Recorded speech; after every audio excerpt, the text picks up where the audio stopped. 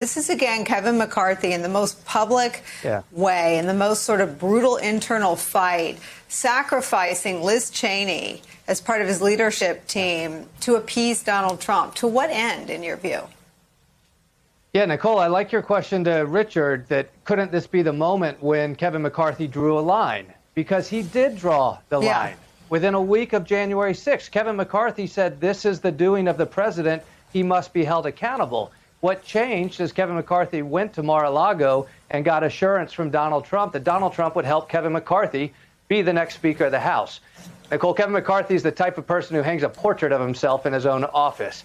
He's a dishonest, power-hungry, scurrilous Pole who would give up part of his anatomy to be the Speaker of the House. And what we see from him in this moment is the most selfish form of leadership, trying to elevate himself, bring his party back to the majority caucus so that he can be Speaker of the House. What Liz Cheney did was stand up for the rest of the country today, to stand up for the Constitution. Liz Cheney did the right thing. A lot of people are applauding her today. I think the question for Liz Cheney and for Republicans is what next? You know, as bold as Liz Cheney has been, as much leadership as she's shown in this moment, she's now being welcomed into a vast minority of the Republican Party. The U.S. Senate has Mitt Romney. The U.S. House now has Liz Cheney. I'm sure Mitt Romney would like to prevent Donald Trump from getting to the Oval Office again as well.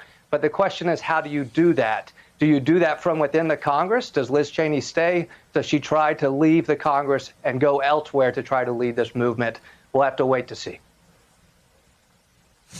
Yamiche, Kevin McCarthy is a lot of things. I think David Jolly just listed some of them. He's also proven himself today, standing before the sacred structure that is the White House that you cover, a liar. Watch what he said today, and then I've got the tape. I don't think anybody is questioning the legitimacy of the presidential election. I think that is all over with. We're sitting here with the president today. So from that point of view, I don't think that's a problem. So Kevin McCarthy is the reason that the big lie took hold. Kevin McCarthy and Mitch McConnell are the reason that I want to get this number right, but I think it's 70% of Republicans who don't believe what he just said, that among Republicans, 70% do not believe that Joe Biden is legitimate. Only 23% do. I want to ask you about the White House's sort of tolerance for flagrant lying from the Republican leader in the House. They still going to work with him on infrastructure?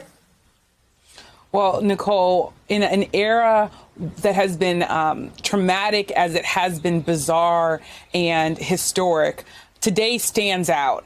And Kevin McCarthy stands out, standing in front of the White House just a few minutes after walking out of a meeting with a president that the former president is clearly trying to delegitimize. Kevin McCarthy stood before me and other reporters to say what you just played, to say that no one is questioning the legitimacy of the election. We know that that's not true. Kevin McCarthy knows that's not true. And I'm also interested in the idea that former President Trump knows that that's not true. So as much as Kevin McCarthy is trying to align himself with the president, who's going to watch that and not be happy? President Trump, because he wants all Republicans to be standing in line saying this election was stolen from him. So it's interesting to me that Kevin McCarthy chose to say that in that moment, because obviously we know that that's not, of course, what the party line is and what the messaging is. And that's why, of course, we saw Liz Cheney ousted today.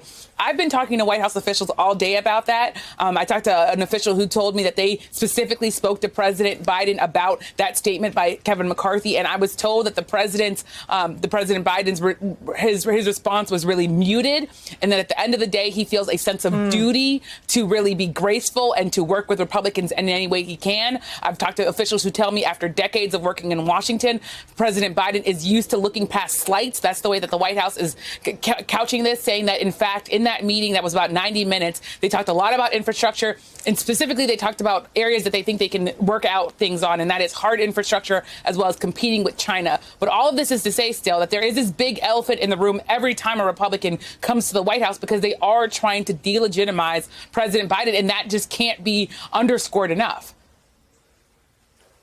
And for Liz Cheney, David Jolly, it just was a bridge too far.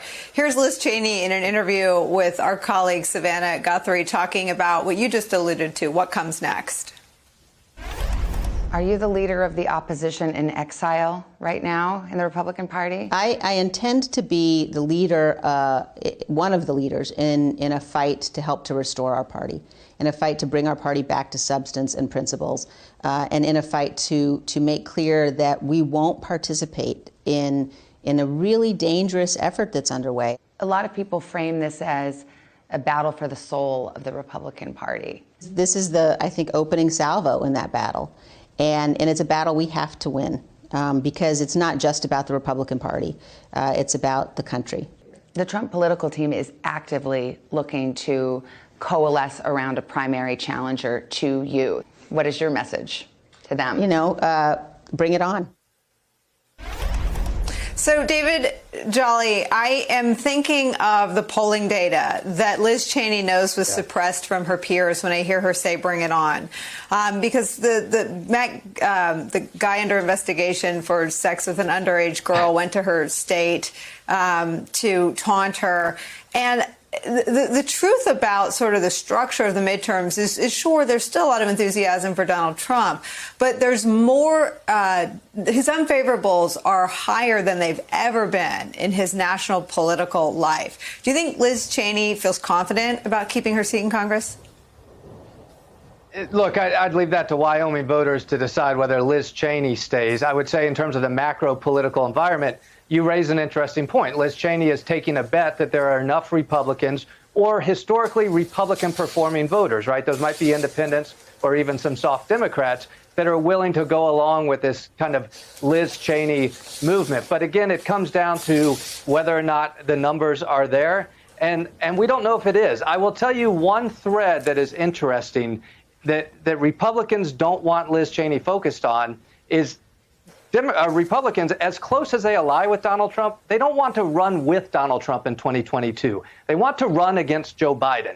And the reason Liz Cheney is complicating that Republican path is because she continues to talk about Donald Trump and January 6th, rightly so, I would think. And Republicans are saying, no, no, no, no, no. We want to focus on running against the Biden agenda because negative partisanship works. Where Republicans are being disingenuous in saying that Liz Cheney's talking about yesterday and we want to talk about tomorrow, Liz Cheney has to talk about it because Donald Trump hasn't gone away, right? If Donald Trump went away after the presidency and we didn't hear from him and he wasn't a present danger to the Republican Party and the Republic at large, then perhaps they would have a case to make that Liz Cheney is focused on the events of the past. But Donald Trump is here. He controls the Republican Party, and today's Republican Party amplifies his anti-democratic, illiberal narrative that Donald Trump is happy to run on. Liz Cheney's trying to defeat that, though she may be in the minority doing so.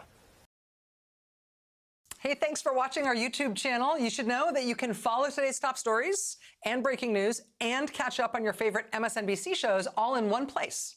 Download the NBC News app today.